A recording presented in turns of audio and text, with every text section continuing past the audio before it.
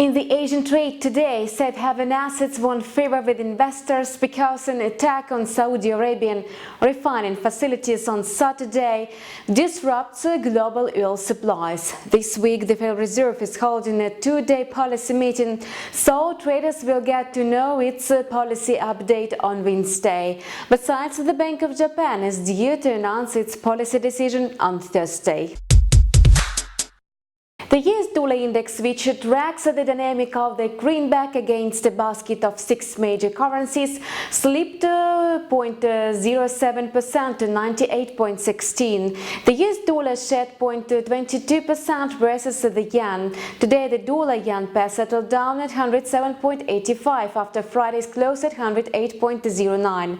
The yen is recognized as a safe haven asset in periods of economic and political turbulence.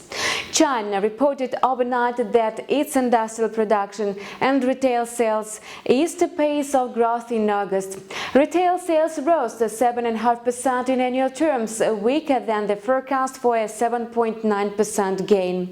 Industrial output grew in August at its lowest pace in more than 17 years. This indicator climbed 4.4% from a year earlier, far below the consensus of a 5.2% increase. Such a decline in China's production activity comes as no surprise amid the escalation of the trade conflict between the United States and China in August.